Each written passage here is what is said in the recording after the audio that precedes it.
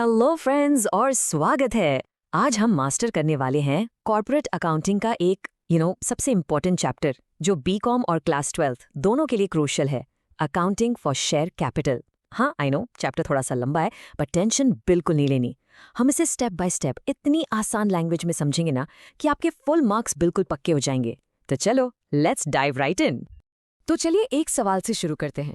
आप सोचो, हम रोज इतनी बड़ी बड़ी कंपनीज के नाम सुनते हैं, राइट? रिलायंस, टाटा, अदानी, ये जायंट्स हैं। नए प्रोजेक्ट्स लॉन्च करते हैं, नई फैक्ट्रीज बनाते हैं।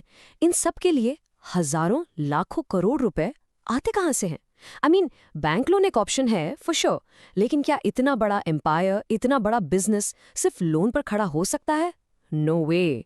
उनका जो सबसे बड़ा फंडिंग का सोर्स है ना, वही है हमारा आज का टॉपिक। और वो सोर्स है शेयर कैपिटल। ओके, तो ये शेयर कैपिटल है क्या चीज? Let's keep it super simple. ये बेसिकली वो पैसा है जो एक कंपनी हम जैसे आम लोगों से यानी पब्लिक से रेस करती है। कैसे? अपनी कंपनी की थोड़ी सी ओनरशिप यानी हिस्सेदारी बेचकर। ये जो पिज्जा वाली एनालॉजी है ना, इट्स परफेक्ट। बस सोचो कि कंपनी एक बहुत बड़ा सा पिज्जा है और उस पिज्जा का हर एक छोटा सा स्लाइस वही है एक शेयर। तो जब आप एक स्लाइस खरीदते हो, इसका मतलब है कि आप उस कंपनी के उतने हिस्से के मालिक बन गए। Simple, right? ओके, तो इस पूरी जर्नी में हम कवर क्या क्या करने वाले हैं, एक क्विक लुक लेते हैं। सबसे पहले शेयर कैपिटल के टाइप्स क्या हैं, फिर इस चैप्टर का जो हार्ट है, जर्नल एंट्रीज, वो सीखेंगे। उसके बाद आएगा कहानी में ट्विस्ट यानी फॉर फीचर और री इशू। और एंड में सबसे इंपॉर्टेंट, फुल मार्क्स लाने के लिए कुछ सॉलिड एग्जाम टिप्स और एक क्विक रिवीजन। रेडी हो? चलो शुरू करते हैं। ऑलराइट, तो चलिए शुरू करते हैं इस चैप्टर के फाउंडेशन से, इसके बिल्डिंग ब्लॉक से। देखो, जर्नल एंट्रीज पर डायरेक्ट जंप करने से पहले ना इन टाइप्स को समझना एब्सोल्युटली क्रूशियल है। अगर ये कॉन्सेप्ट क्लियर हो गया तो ट्रस्ट मी, आगे सब कुछ आसान लगेगा। तो ये टेबल ना पूरे प्रोसेस को एकदम नाइसली समराइज करता है। Number 1, authorised capital. ये सोचो कंपनी की मैक्सिमम लिमिट है, मतलब कंपनी अपने पूरे लाइफ टाइम में इससे ज्यादा पैसा पब्लिक से नहीं उठा सकती। ये रजिस्ट्रार ऑफ कंपनी से अप्रूव्ड होती है। फिर आता है इशूड कैपिटल। ये ऑथराइज्ड का वो पार्ट है जो कंपनी ने एक्चुअली पब्लिक को ऑफर किया। अब पब्लिक ने जितने शेयर्स खरीदने के लिए हाँ बोला या अप्लाई किया, वो बन जाता है सब्सक्राइब कैपिटल। और फाइनली पब्लिक ने जितना पैसा एक्चुअली दे दिया कैश में, वो है हमारा पेड अप कैपिटल। यही वो रियल मनी है जो कंपनी के बैंक अकाउंट में आता है। और हाँ, एक और है रिजर्व कैपिटल। ये वो पैसा है जो कंपनी ने अभी मांगा ही नहीं है, ये बिल्कुल एंड के लिए, यानी जब कंपनी बंद हो रही हो तब मांगा जाता है। इसको ना आप एक फनल की तरह इमेजिन करो।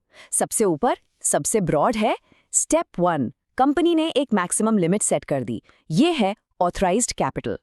फिर फनल थोड़ा नीचे आया, स्टेप 2, उसमें से कुछ हिस्सा पब्लिक को ऑफर किया, ये हो गया इशूड कैपिटल। स्टेप 3, पब्लिक ने ऑफर एक्सेप्ट कर लिया, ये है सब्सक्राइब्ड कैपिटल। और फनल के बिल्कुल एंड में स्टेप 4, पब्लिक ने पैसा दे दिया और वो बन गया पेड अप कैपिटल। देखा, ऊपर से शुरू होकर नीचे एक्चुअल कैश तक का सफर कितना लॉजिकल है। ओके, अब आते हैं उस पार्ट पर जिसके एग्जाम में सबसे ज्यादा मार्क्स है। Yes, journal entries. और यहाँ हम सिर्फ एंट्रीज रटने नहीं वाले, बिल्कुल नहीं। हम हर एंट्री के पीछे का डेबिट और क्रेडिट का लॉजिक समझेंगे, क्योंकि रट्टा नहीं मारना है, समझना है। तो सबसे पहली एंट्री, पब्लिक ने शेयर्स के लिए अप्लाई किया और साथ में एप्लीकेशन मनी भी भेजा। सोचो कंपनी के पास क्या आया? सिंपल, पैसा आया। कहाँ आया? बैंक अकाउंट में। और अकाउंटिंग का गोल्डन रूल क्या कहता है? डेबिट व्हाट कम्स इन। बस इसीलिए हमने बैंक अकाउंट को कर दिया डेबिट। अब सवाल है, ये पैसा आया क्यों है? ये आया है शेयर एप्लीकेशन के लिए, इसीलिए शेयर एप्लीकेशन अकाउंट को हम कर देंगे credit. It's that simple. Alright, अब कंपनी ने एप्लीकेशंस देख ली और अब वो शेयर्स अलॉट करेगी। इस एंट्री को थोड़ा ध्यान से देखना, क्योंकि यहाँ दो चीजें एक साथ हो रही हैं। पहली चीज, जो एप्लीकेशन मनी आया था ना, वो अब कंपनी का ऑफिशियल कैपिटल बन रहा है, तो उस टेम्पररी शेयर एप्लीकेशन अकाउंट को हम डेबिट करके बेसिकली क्लोज कर देंगे। दूसरी चीज, कंपनी अब अलॉटमेंट का पैसा मांग रही है, उसे ड्यू कर रही है, इसलिए शेयर अलॉटमेंट अकाउंट को डेबिट किया। और ये दोनों ही अमाउंट आखिरकार जा रहे हैं कंपनी के मेन कैपिटल में, इसीलिए टू शेयर कैपिटल अकाउंट को क्रेडिट किया, क्योंकि कैपिटल हमेशा बढ़ता है तो क्रेडिट होता है। नेक्स्ट अप, अब बारी है बाकी बचे हुए पैसे की, जो कंपनी कॉल्स में मांगती है। हमेशा याद रखो इसके 2 स्टेप्स होते हैं। स्टेप 1, पहली एंट्री में कंपनी कॉल को ड्यू करती है, मतलब शेयर होल्डर्स को इन्फॉर्म करती है कि भाई अब इतना पैसा देने का टाइम आ गया है। तो शेयर कॉल को डेबिट किया और शेयर कैपिटल को क्रेडिट। फिर जब पैसा एक्चुअली मिल जाता है तब हम दूसरी एंट्री पास करते हैं, बैंक अकाउंट डेबिट क्योंकि पैसा आ गया, और 2 शेयर कॉल अकाउंट क्रेडिट। बहुत सिंपल है, पहले मांगो फिर रिसीव करो। अब तक सब कुछ आराम से चल रहा था, कंपनी पैसा मांग रही थी, शेयर होल्डर्स दे रहे थे, और परफेक्ट स्टोरी, राइट? लेकिन अब आने वाला है कहानी में एक मेजर प्रॉब्लम। सोचो क्या हो अगर कोई शेयर होल्डर कॉल का पैसा दे ही ना। यही है हमारा plot twist, forfeiture of shares. But wait, forfeiture को समझने से पहले ना ये 2 टर्म्स बिल्कुल क्रिस्टल क्लियर होने चाहिए। First, calls in arrears. Simple words में ये वो पैसा है जो शेयर होल्डर ने नहीं दिया। कंपनी के लिए ये एक तरह से बैड डेट जैसा है। और इसका 100% उल्टा है कॉल्स इन एडवांस। कुछ शेयर होल्डर्स इतने अच्छे होते हैं, लाइक गुड स्टूडेंट्स, कि वो टाइम से पहले ही पैसा दे देते हैं। ये कंपनी के लिए एक लायबिलिटी है जब तक वो कॉल एक्चुअली ड्यू नहीं होती।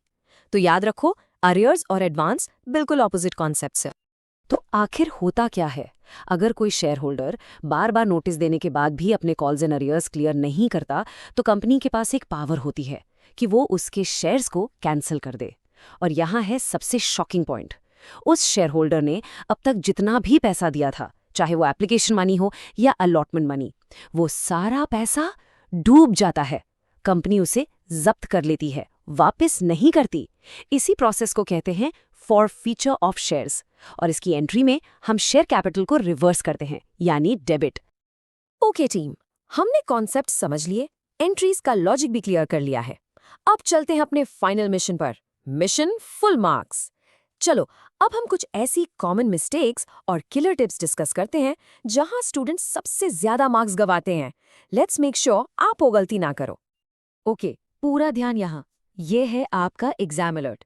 सबसे बड़ी गलती और सबसे कॉमन गलती, बैलेंस शीट के नोट्स टू अकाउंट्स में ऑथराइज्ड और इशूड कैपिटल शो नहीं करना। ट्रस्ट मी, एग्जामिनर सबसे पहले यही चेक करता है। गलती नंबर 2, कॉल्स इन अरियर्स को गलत जगह से माइनस कर देना। गलती नंबर 3, फॉरफीचर का बैलेंस ऐड करना ही भूल जाना। और हाँ, प्लीज जब भी ओवर सब्सक्रिप्शन हो तो प्रो राटा अलॉटमेंट के कैलकुलेशंस आराम से करना, प्रॉपर वर्किंग नोट्स बनाकर, क्योंकि उसमें एक छोटी सी गलती और पूरा सवाल गलत हो जाएगा। ये जो स्लाइड अब आप देख रहे हो ना, ये आपके बैलेंस शीट वाले क्वेश्चन में फुल मार्क्स की गारंटी है। सीरियसली, इसका स्क्रीनशॉट ले लो अभी के अभी। ये फॉर्मेट कंपनीज एक्ट के शेड्यूल 3 के हिसाब से है, and you cannot, I repeat, you cannot change even 1% of it. देखो, नोट 1 के अंदर का फ्लो, सब्सक्राइब्ड कैपिटल में से पहले कॉल्स इन अरियर्स माइनस होगा और फिर फॉरफिटेड शेयर्स का बैलेंस ऐड होगा। यही जो फाइनल अमाउंट आएगा ना, वो ऊपर बैलेंस शीट में जाएगा। इसको बिल्कुल ऐसे ही याद कर लो। चलो एक सुपर क्विक 1 मिनट रिवीजन करते हैं पूरे चैप्टर का। एक शेयर की लाइफ साइकिल क्या है? स्टेप 1, पब्लिक ने अप्लाई किया। स्टेप 2, कंपनी ने शेयर्स अलॉट किए। स्टेप 3, बाकी पैसा कॉल्स में मांगा। स्टेप 4, एक शेयर होल्डर ने पैसा नहीं दिया तो उसके शेयर्स हो गए फॉरफीट, मतलब कैंसिल। स्टेप 5, और कंपनी ने वही कैंसिल किए हुए शेयर्स किसी और को री इशू कर दिए, यानी दोबारा बेच दिए। बस, that's the entire story of a share. All right, और ये है कुछ की टर्म्स आपके एग्जाम आंसर के कीवर्ड्स जो होने ही चाहिए। पहला, शेयर कैपिटल। दूसरा, calls in arrears. Securities premium, मतलब जब कंपनी अपने शेयर को उसकी फेस वैल्यू से महंगा बेचती है। फॉरफीटेड शेयर्स अकाउंट, जिसमें वो जब्त किया हुआ पैसा जाता है। और ऑफ कोर्स सबसे इंपॉर्टेंट, शेड्यूल 3, जो कंपनी के बैलेंस शीट का ऑफिशियल फॉर्मेट बताता है। और अब आपके लिए कुछ शॉर्ट एग्जाम क्वेश्चंस, इनको जरूर प्रैक्टिस करना। थियोरी में share capital and its types और calls in arrears versus calls in advance का डिफरेंस ये आना ही आना है। न्यूमेरिकल्स की बात करें तो एक बड़ा सा 8 मार्क का क्वेश्चन पक्का है, जिसमें इशू, फॉरफीचर और री इशू सब कुछ होगा। और एक छोटा 3 या 4 मार्क का बैलेंस शीट एक्सट्रैक्ट बनाने वाला क्वेश्चन। बस इतना कर लो and believe me, you are all set for the exam. तो ये था हमारा complete deep dive on accounting for share capital. I really hope कि अब आपको ये चैप्टर आसान लग रहा होगा, थोड़ा लेस इंटिमिडेटिंग लग रहा होगा। बस एक चीज़ याद रखना, इस चैप्टर में मास्टरी करना सिर्फ एक ही रास्ता है, practice practice and more practice. जितने ज़्यादा क्वेश्चन सॉल्व करोगे उतना ही कॉन्फिडेंस बढ़ेगा। और अगर ये चैप्टर क्लियर हो गया ना, तो आगे की कॉर्पोरेट अकाउंटिंग आपके लिए सच में बहुत आसान हो जाएगी। So keep practising and all the very best. Hey BCom and class 12 students, exams आ रहे हैं और इश्यू ऑफ डिबेंचर्स चैप्टर थोड़ा परेशान कर रहा है। फिकर नॉट, आज इस एक्सप्लेनर में हम इस चैप्टर को बिल्कुल तोड़ फोड़ के सिंपल लैंग्वेज में समझेंगे। From the very basics to the tricky journal entries, सब कुछ कवर करेंगे। आई प्रॉमिस इसके एंड तक आपका हर एक डाउट क्लियर हो जाएगा। So let's get started. सोचो जरा, इतनी बड़ी बड़ी कंपनीज हैं, टाटा, रिलायंस, अदानी। जब इनको कोई नया प्रोजेक्ट शुरू करना होता है, let's say a new factory और अ न्यू बिजनेस, तो हजारों करोड़ रुपए कहाँ से आते हैं? बैंक से लोन ले सकते हैं फिशॉ, बट जब अमाउंट इतना बड़ा हो तो वो आते हैं हमारे पास, यानी आम जनता के पास। और बस यहीं से शुरू होती है हमारी डिबेंचर्स की कहानी। तो ये डिबेंचर चीज क्या है? सिंपल वर्ड्स में, डिबेंचर कंपनी का पब्लिक से लिया हुआ एक लॉन्ग टर्म लोन है। That's it. कंपनी आपसे और मुझसे पैसा उधार लेती है और बदले में एक प्रॉपर लीगल डॉक्यूमेंट, एक सर्टिफिकेट देती है। इसी सर्टिफिकेट को हम डिबेंचर कहते हैं। इस पे सब लिखा होता है कि कंपनी ने आपसे कितना पैसा लिया है और वो कब कितने इंटरेस्ट के साथ वापस करेगी। Basically it's a fancy IOU from a big company to the public. Simple right? Okay, so here's our game plan for today. हम स्टेप बाय स्टेप इस टॉपिक को मास्टर करेंगे। पहले हम डिबेंचर से थोड़ी जान पहचान करेंगे, फिर इसको इश्यू करने के टाइप समझेंगे। उसके बाद the most important part, journal entries का लॉजिक क्रैक करेंगे। मैं आपको कॉमन मिस्टेक्स के बारे में भी वार्न करूंगा और एंड में एक क्विक रिवीजन और इंपॉर्टेंट क्वेश्चंस भी डिस्कस करेंगे। रेडी हो? Let's do this. Alright, so let's dive into our first major concept, issue के टाइप्स। मतलब कंपनी इन डिबेंचर्स को पब्लिक को ऑफर कैसे करती है, इसके ना अलग अलग तरीके होते हैं। Basically there are 3 main ways. Number 1, at par, यानी जितनी फेस वैल्यू है उतने पर ही इश्यू करना। नंबर 2, एट प्रीमियम, यानी फेस वैल्यू से ज्यादा प्राइस पर। और नंबर 3, एट डिस्काउंट, यानी फेस वैल्यू से कम प्राइस पर। Now a company can issue at a premium जब उसकी मार्केट में रेपुटेशन बहुत अच्छी हो, लोग एक्स्ट्रा पैसा देने को भी रेडी हैं। It's kind of like buying limited edition Jordans for more than the sticker price, just for that brand value. Let's break it down with an example. मान लो एक डिबेंचर की फेस वैल्यू है 100 रुपीज़। अगर at par issue हुआ तो company आपसे 100 रुपये ही लेगी। सिंपल। अगर एट प्रीमियम इशू हुआ, कंपनी आपसे 100 रुपये से ज़्यादा, फॉर एग्जाम्पल 110 रुपीज़ लेगी। वो जो एक्स्ट्रा 10 रुपीज़ है ना, वो कंपनी के लिए कैपिटल प्रॉफिट है। और अगर एट डिस्काउंट इशू हुआ तो कंपनी आपसे 100 रुपये से कम, से 95 रुपीज़ लेगी, और ये 5 रुपये कंपनी के लिए एक कैपिटल लॉस है। Make sense right? By the way, par, premium and discount के अलावा भी डिबेंचर्स के टाइप्स होते हैं। जैसे सिक्योर्ड, जिसके अगेंस्ट कंपनी अपनी कोई एसेट एज अ गारंटी रखती है। फिर होता है रिडीमेबल, जिसका पैसा एक टाइम के बाद वापस मिल जाता है। और कन्वर्टेबल, जिसे आप आगे जाके कंपनी के शेयर्स में कन्वर्ट कर सकते हो। But don't worry about these too much right now. For today our main focus is on the accounting for par, premium and discount, because that's where the journal entries and the marks are. चलो अब आते हैं उस part पर जिसका सबको इंतजार रहता है और मे बी जिससे सबको डर लगता है, journal entries. But trust me, tension मत लो, हम इसका लॉजिक समझेंगे, रट्टा बिल्कुल नहीं मारेंगे। Let's crack this. एंट्री से पहले इन 3 अकाउंट से दोस्ती कर लो। फर्स्ट, द डिबेंचर अकाउंट, यही है हमारा एक्चुअल लोन, कंपनी की मेन लाइबिलिटी। सेकेंड, डिस्काउंट और प्रीमियम अकाउंट, ये फेस वैल्यू और इशू प्राइस के बीच का जो डिफरेंस है उसको रिकॉर्ड करता है। And third, the debenture holders account. Think of this as a temporary waiting room for our investors. पहले पैसा इस अकाउंट में आता है, फिर हम उनको debentures officially allot करते हैं। Okay, let's start with the easiest case, the vanilla flavor. Company ने 100 रुपये का डिबेंचर 100 रुपये में ही इशू कर दिया। Issue at par. Now just think logically. What is coming into the company and what liability is being created? Look, it's a simple two-step dance. In the first entry public ने पैसा भेजा, so money is coming in. Rule क्या है? Debit what comes in. So bank account debit हो गया। और ये पैसा किसने दिया? द इन्वेस्टर्स, जिनके लिए हमने वो टेम्परेरी डिबेंचर होल्डर्स अकाउंट बनाया था, उसे क्रेडिट कर दिया। इन द सेकेंड एंट्री हमने उन्हें ऑफिशियली डिबेंचर्स दे दिए, तो डिबेंचर होल्डर्स अकाउंट को डेबिट करके क्लोज कर दिया और अपनी असली लायबिलिटी डिबेंचर अकाउंट क्रिएट कर दी। लाइबिलिटी बढ़ रही है, so debenture account is credited. It's perfectly logical. Okay, level up. Company की reputation solid है, so it's issuing its $100 debenture for 110. That's an extra $10. Let's see how we account for this.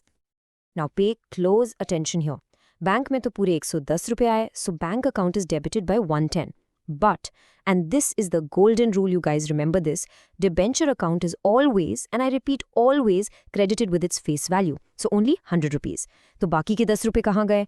वो company का capital profit है, इसलिए हम उसे एक special account securities premium account में क्रेडिट करेंगे. Remember the rule, credit all incomes and gains. It all just clicks into place. And now, the third and final case. मान लो कंपनी को फंड्स की जरूरत है और उसने 100 रुपीज का डिबेंचर 95 रुपीज में इशू कर दिया, यानी 5 रुपीज कम लिए. This is a capital loss for the company. Let's look at this. How much money came into the bank? Only 95 rupees. So, bank account debit by 95. जो 5 rupees का loss हुआ, उसे हम डिस्काउंट ऑन इशू अकाउंट में debit करेंगे. What's the rule? Debit all expenses and losses. And again, remember the golden rule. हमारी main liability, the debenture account, will always be credited with the full face value of 100 rupees no matter what. Never ever forget this rule. Okay, so you've understood the entries. But now listen very carefully. I'm going to tell you about the common traps that students fall into during exams, the silly mistakes that cost them marks. Let's make sure you don't make these. The biggest mistake, getting the basics wrong. Premium is a gain for the company, so it's credited. Discount is a loss, so it's debited. Students get this mixed up under pressure. Mistake number 2, which I've said like 3 times already, is forgetting the golden rule. Debenture account is always credited with face value. I don't care if the issue price is 95 or 110. The debenture account will get 100 rupees. And third, simple calculation errors. Read the question carefully. These small points can save you a lot of marks. All right, we've covered a lot of ground. It's time for a super quick revision. Let's tie everything we've learned together in the next 60 seconds. Ready? Whenever you see a question in your exam, just follow this 5-step checklist. I guarantee you won't go wrong. Step 1, identify the issue type, par, premium, or discount. Step 2, get the money in, so debit the bank account. Step 3, pass the allotment entry. Step 4, the most crucial one, credit the debenture account with face value only. And finally, step 5, record the premium as a credit or the discount as a debit. Follow this, and you're golden. And now for some exam favorites. In theory, the question, what are the different types of debentures, comes up a lot. For numericals, you absolutely must practice a question like this. Journalize the issue of 10,009% debentures of 100 rupees each at a premium of 10%. This one question tests all your premium concepts. Give it a shot and tell me your answer in the comment section below. So that was our deep dive into the issue of debentures. See, corporate accounting isn't that tough. It's all about understanding the logic. Now that your concepts are clear, all you need is practice. Keep solving problems and I promise you will absolutely ace it. All the best and I'll see you in the next explainer. Hey everyone, BCom और Class 12 के सारे students, a very warm welcome to all of you. आज ना हम corporate accounting का एक एकदम मस्त टॉपिक उठाने वाले हैं, फॉर फीचर ऑफ शेयर्स. तो चलो फटाफट अपने नोट्स निकाल लो और शुरू करते हैं. Okay, just imagine this for a second.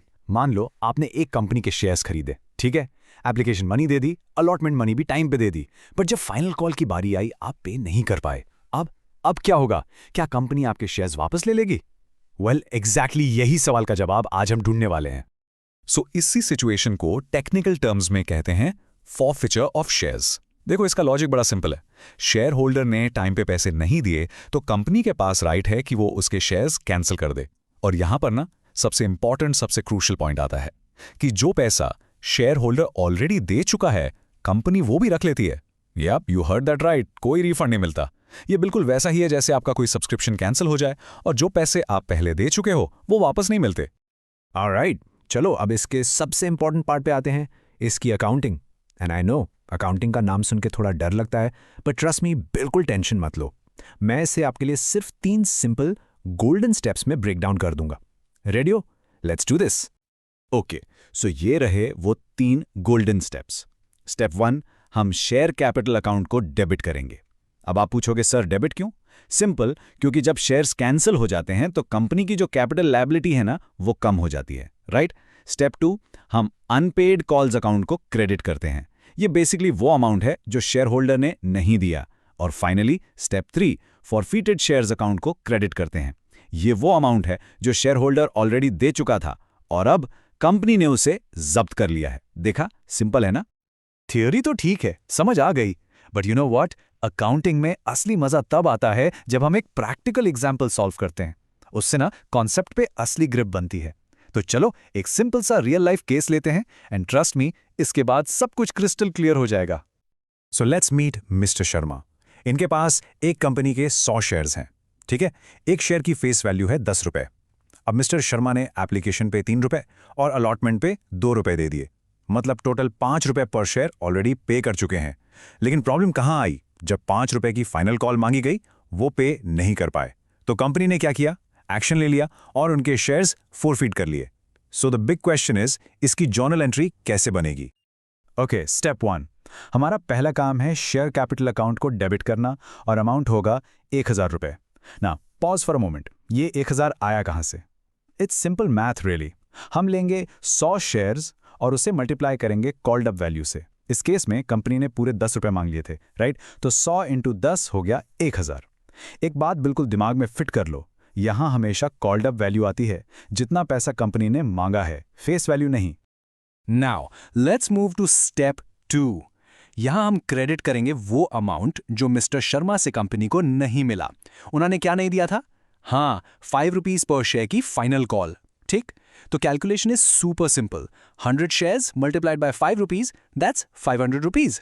ये पैसा कंपनी तक कभी पहुंचा ही नहीं, इसलिए हम इसे अनपेड कॉल अकाउंट में क्रेडिट कर देंगे।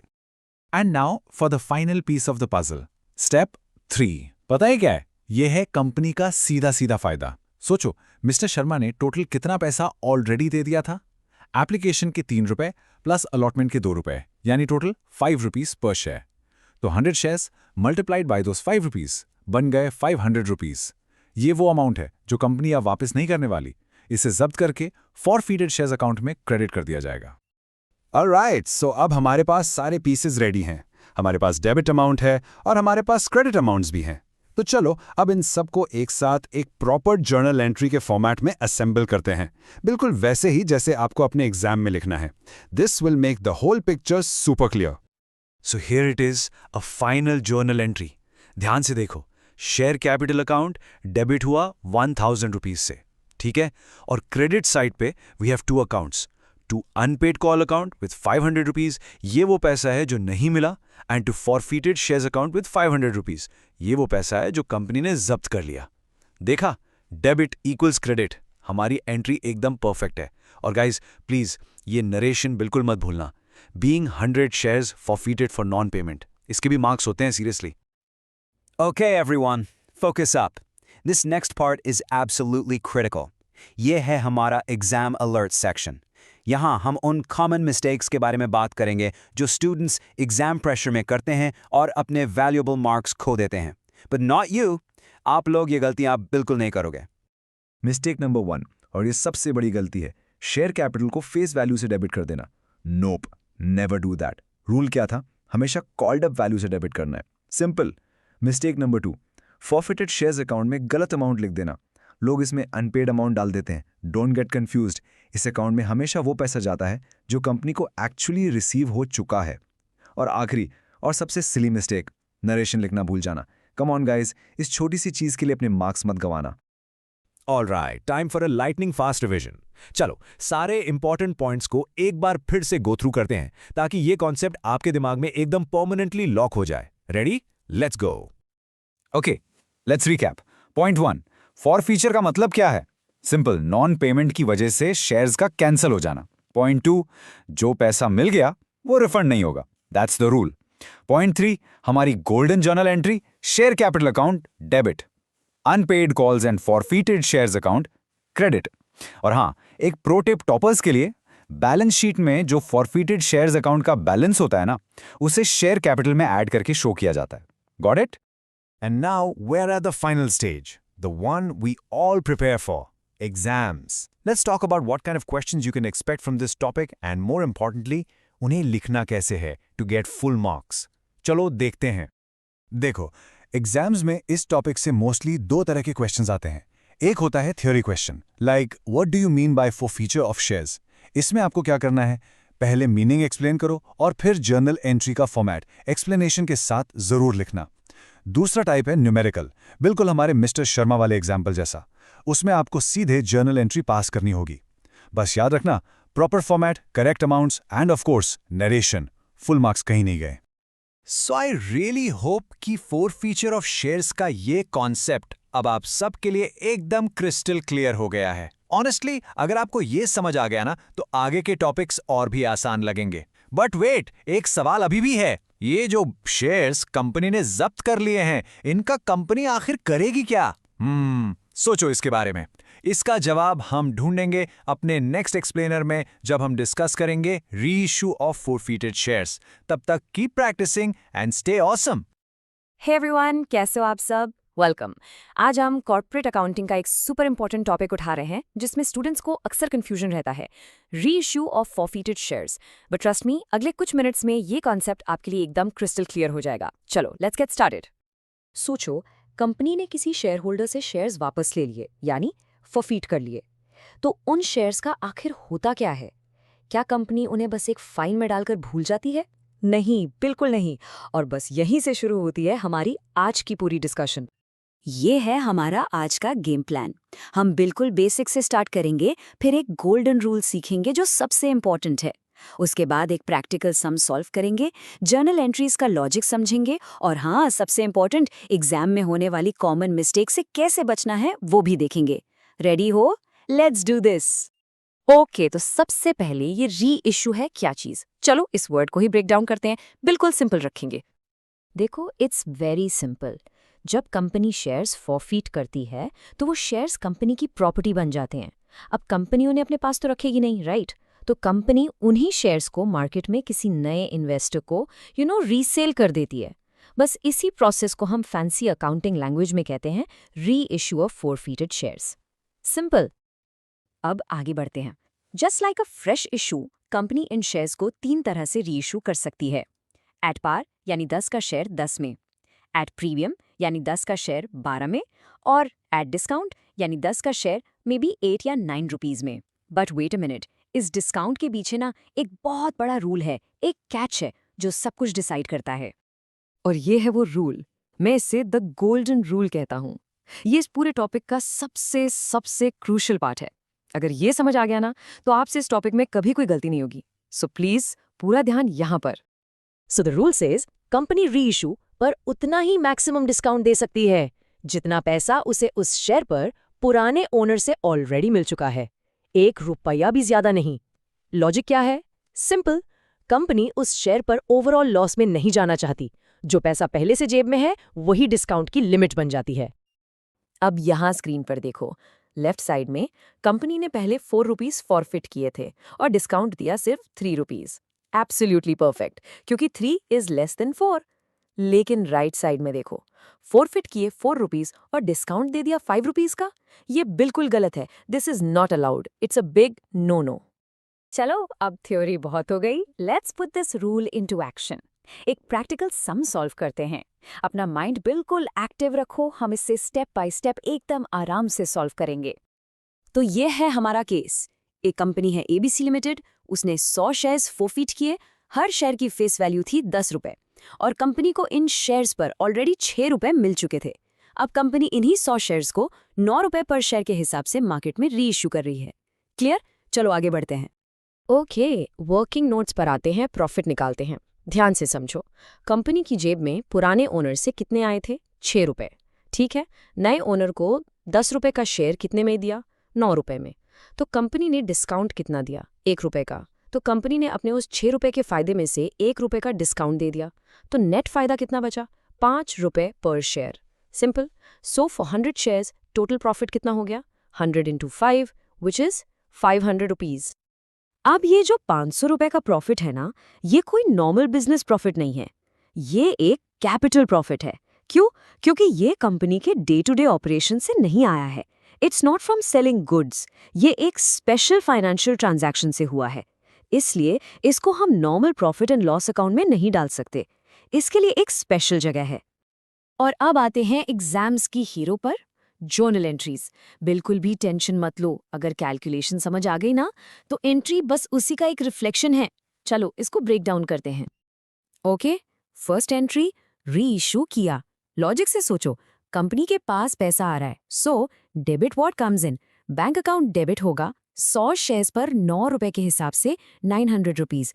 कंपनी ने जो 100 रुपए का डिस्काउंट दिया वो एक तरह का लॉस है जिसे हम फॉरफीटेड अमाउंट से निकाल रहे हैं, इसलिए शेयर फॉरफीचर अकाउंट डेबिट होगा। और कंपनी की शेयर कैपिटल हमेशा फेस वैल्यू से बढ़ती है, इसलिए टू शेयर कैपिटल अकाउंट पूरे 1000 से क्रेडिट हो जाएगा।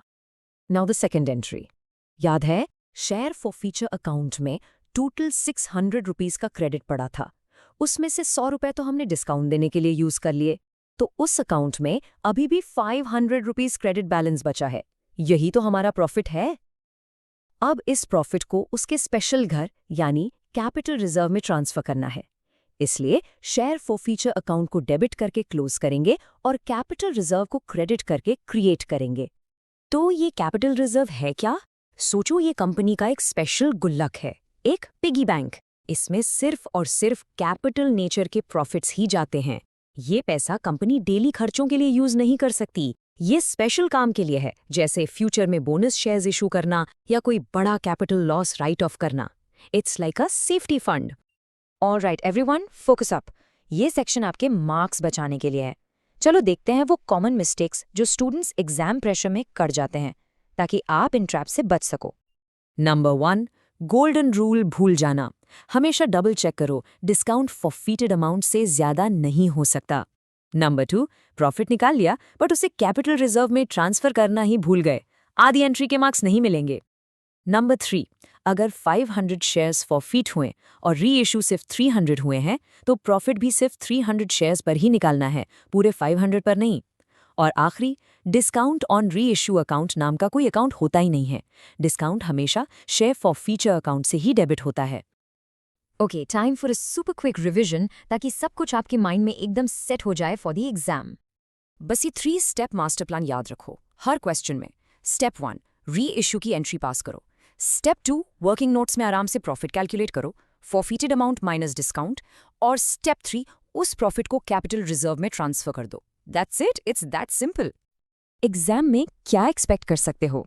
थ्योरी में आपसे कैपिटल रिजर्व का लॉजिक पूछ सकते हैं या गोल्डन रूल एक्सप्लेन करने को आ सकता है। और न्यूमेरिकल में ये टॉपिक हमेशा फॉरफीचर के साथ क्लब होकर एक बड़ा 6 to 8 मार्क्स का क्वेश्चन बनाता है। So practice is the key here. And my final advice to you is this, accounts में सबसे बड़ा फॉर्मूला लॉजिक होता है। रट्टा मत मारो। जब आपका वाई क्लियर होगा ना कि ये चीज़ क्यों हो रही है, तो कोई भी क्वेश्चन आपको परेशान नहीं कर पाएगा। Always focus on the logic. So that was our complete breakdown of the reissue of forfeited shares. I really hope कि अब ये टॉपिक आपके लिए एकदम सिंपल हो गया होगा। प्रैक्टिस ज़रूर करना and stay confident. All the very best for your exams. You're definitely gonna ace it. Hello everyone, or welcome back to our corporate accounting series. आज एक बहुत ही इंपॉर्टेंट टॉपिक पकड़ने वाले हैं जो एग्जाम्स में तो आता ही है बट स्टूडेंट्स को थोड़ा कंफ्यूज भी करता है। The topic is redemption of preference shares. चलो इसको एकदम सिंपल बनाते हैं आज। So have you ever wondered company अपने प्रेफरेंस शेयर होल्डर्स को उनके पैसे वापस कैसे करती है? I mean, what's the process? और उससे भी ज़्यादा इम्पॉर्टेंट, हम एज अकाउंटेंट्स इसका ट्रीटमेंट अपनी बुक्स में क्या करते हैं? इसी पजल को आज सॉल्व करेंगे step by step. Okay, so here's our road map for today. हम पहले समझेंगे रिडेम्पशन क्या है, फिर उसके रूल्स, एक सॉलिड एग्जाम्पल सॉल्व करेंगे, एग्जाम अलर्ट्स और रिकैप पे नजर डालेंगे, and finally I will give you some top exam questions. Ready? चलो शुरू करते हैं। तो सबसे पहले सेक्शन 1, ये रिडेम्पशन ऑफ प्रेफरेंस शेयर्स आखिर होता क्या है? Let's break it down. देखो, बिल्कुल सिंपल लैंग्वेज में रिडेम्पशन का मतलब है रीपेमेंट। That's it. सोचो, जैसे आप बैंक से लोन लेते हो और उसको चुकाते हो ना, बस वही है। कंपनी ने प्रेफरेंस शेयर होल्डर से जो पैसा यानी कैपिटल लिया था, अब उसको वापस कर रही है। Simple as that. अब जब व्हाट क्लियर हो गया है तो आते हैं हाउ पे। And trust me, this is the most important part. Section 2 है रिडेम्पशन के रूल्स के बारे में, और यहां पूरा फोकस चाहिए क्योंकि सारे मार्क्स यहीं छुपे हैं। Okay, so rule number 1, and this is non negotiable. सिर्फ फुल्ली पेड शेयर्स ही रिडीम हो सकते हैं। अब इसका लॉजिक सोचो, इट्स वेरी सिंपल। कंपनी आधे अधूरे पैसे वाले शेयर को कैसे वापस ले सकती है, राइट? अगर एक शेयर लेट्स से 100 रुपीज़ का है और कंपनी को अभी तक सिर्फ 80 रुपीज़ मिले हैं, तो पहले कंपनी फाइनल कॉल करके बाकी के 20 रुपीज़ मंगवाएगी। जब वो 20 रुपीज़ आ जाएंगे और शेयर फुल्ली पेड हो जाएगा, तभी रिडेम्पशन प्रोसेस स्टार्ट हो सकता है। Alright, a very important question, ये पैसा आएगा कहाँ से? Well, the law gives 2 options. पहला, आउट ऑफ प्रॉफिट्स। इसका मतलब है कंपनी अपने गुल्लक से यानी अपने जनरल रिजर्व या प्रॉफिट एंड लॉस अकाउंट से पैसा निकालकर पे कर सकती है। Simple. The second option is out of a fresh issue of shares. Basically company market में नए शेयर्स इशू करती है, वहां से फ्रेश पैसा रेज करती है और उस नए पैसे से पुराने शेयर होल्डर्स को गुड बाय कहती है। अब इस पूरे प्रोसेस में ना ये 3 अकाउंट्स हमारे मेन हीरोज हैं, जनरल रिजर्व और P&L अकाउंट। ये तो हो गए हमारे प्रॉफिट्स के sources. But look at that third one, capital redemption reserve या CRR। ये एक स्पेशल अकाउंट है जो सिर्फ और सिर्फ तब बनता है जब हम प्रॉफिट्स का यूज करते हैं। Let's dig deeper into this on the next slide. Okay, now listen very carefully. यह है इस पूरे टॉपिक का सबसे, आई रिपीट, सबसे क्रिटिकल रूल है, कैपिटल रिडेम्पशन रिजर्व या CRR। इसको अपने ब्रेन में लॉक कर लो। जब भी company out of profits redemption करती है, तो इट्स अ लीगल रिक्वायरमेंट कि जितनी फेस वैल्यू के शेयर्स रिडीम हो रहे हैं, एग्जैक्टली उतना ही अमाउंट प्रॉफिट से निकालकर एक स्पेशल अकाउंट CRR में डाल दो। अब आप पूछोगे वाई, क्यों करना ये? देखो, इसका रीजन है क्रेडिटर्स को प्रोटेक्ट करना। सोचो, अगर कंपनी सारा पैसा शेयर होल्डर्स को वापस दे देगी तो कंपनी का कैपिटल कम हो जाएगा, क्रेडिटर्स का रिस्क बढ़ जाएगा। तो लॉ कहता है नो, आप कैपिटल कम कर रहे हो तो उतनी ही अमाउंट का एक रिजर्व क्रिएट करो जिसको आप बांट नहीं सकते। This is a non negotiable step guys. चलो, बहुत थ्योरी हो गई। अकाउंटिंग समझने का बेस्ट तरीका है उसको करके देखना। तो अब इन्हीं रूल्स को एक प्रैक्टिकल केस में अप्लाई करके देखते हैं। So here's our situation. एक कंपनी है ABC लिमिटेड, उनको 1000 प्रेफरेंस शेयर्स रिडीम करने हैं। हर शेयर की फेस वैल्यू है 100 रुपीज़। और सबसे इंपॉर्टेंट इन्फॉर्मेशन, कंपनी ने डिसाइड किया है कि ये पैसा आउट ऑफ प्रॉफिट्स यूज किया जाएगा। बिल्कुल सिंपल केस है। देखो, किसी भी प्रैक्टिकल प्रॉब्लम को सॉल्व करने का बेस्ट तरीका है कि उसे छोटे छोटे स्टेप्स में ब्रेक कर दो। सो पहले हम टोटल अमाउंट कैलकुलेट करेंगे, फिर सोर्स कंफर्म करेंगे जो यहां पर प्रॉफिट्स हैं, उसके बाद CRR में ट्रांसफर की मोस्ट क्रूशियल एंट्री करेंगे और लास्ट में शेयर होल्डर्स को उनका पैसा दे देंगे। Let's do this step by step. Step 1, कितना पैसा देना है? सिंपल मैथ है। वी हैव 1000 शेयर्स और हर शेयर की फेस वैल्यू है 100 रुपीज़। सो 1000 टाइम्स 100 इक्वल्स 1 लाख रुपीज़। ये वो टोटल कैपिटल है जो हमें रीपे करना है। स्टेप 2 था सोर्स को आइडेंटिफाई करना, which is out of profits. Now comes the most important step, step 3, the transfer to CRR। Rule याद है ना? क्योंकि हम प्रॉफिट से रिडीम कर रहे हैं, हमें पूरी फेस वैल्यू यानी 1 लाख रुपीज़ अपने प्रॉफिट एंड लॉस अकाउंट से निकालकर कैपिटल रिडेम्पशन रिजर्व में ट्रांसफर करना ही होगा। This is the heart of this entire problem. So let's look at the actual journal entry. We will debit the profit and loss account by 1 lakh rupees. अब debit क्यों? Simple, P&L account का credit balance होता है, right? उससे जब हम पैसा निकालते हैं तो उसको कम करने के लिए डेबिट करते हैं। और हम क्रेडिट किसको करेंगे? To capital redemption reserve account, because we are creating this new reserve which has a credit balance. और नरेशन तो सिंपल है, being amount transfer to CRR। Great, I hope that example ने पूरा प्रोसेस एकदम crystal clear कर दिया। चलो, अब सेक्शन 4 में let's talk about some very important exam alerts and do a quick recap. यहां ध्यान देना, फुल मार्क्स के लिए। Okay guys, pen, paper ready? This is your big exam alert. This is where most students lose marks. Please remember, CRR is only for the face value of shares that are redeemed out of profits. सिर्फ face value. अगर company shares premium पर redeem कर रही है, for example 100 का share 110 में, तो वो एक्स्ट्रा 10 रुपीज़ का प्रीमियम अलग से सिक्योरिटीज प्रीमियम अकाउंट से एडजस्ट होगा। उसका CRR से कोई लेना देना नहीं है। इसको अपने नोट्स में स्टार मार्क कर लो, हाईलाइट कर लो। This is super important. Alright, let's do a super quick recap. 1. Redemption simply means repayment of capital. 2. SURF fully paid up shares he redeem होंगे, no exceptions. 3. दो ही sources हैं, profits या a fresh issue. And 4. The golden rule. अगर profits use किए तो CRR बनाना compulsory है। बस ये 4 points इस पूरे topic की foundation है। And finally, section 5. अब जब कॉन्सेप्ट्स क्लियर हो गए हैं, लेट्स से कि एग्जामिनर आपसे एग्जाम्स में क्या पूछ सकता है। ये कुछ ऐसे क्वेश्चंस हैं जिनकी प्रैक्टिस आपको जरूर करनी चाहिए। देखो, एग्जाम में आपको दोनों थ्योरी और प्रैक्टिकल क्वेश्चंस मिलेंगे। थ्योरी में they can ask what are the legal provisions for redemption या why is CRR created. Practical में वो सीधा जर्नल एंट्रीज मांगेंगे, जैसे pass entries for redemption of 5000 shares of ₹10 each out of the general reserve.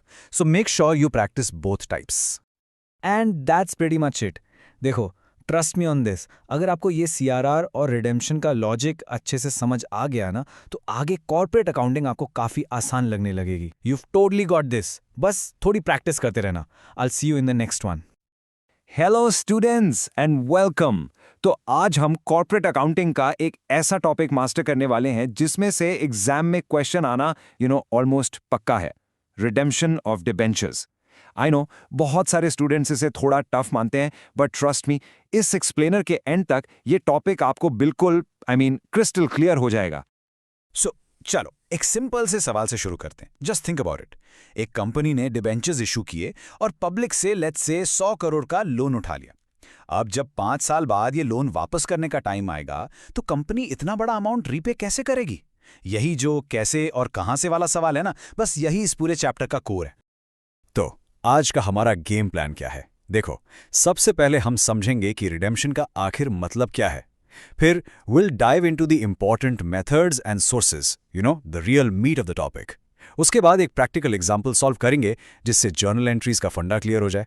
और last में आप सबका फेवरेट एग्जाम टिप्स और एक super quick revision. So ready? Let's begin. Okay, let's start with section 1। हम बिल्कुल जीरो से शुरू करेंगे।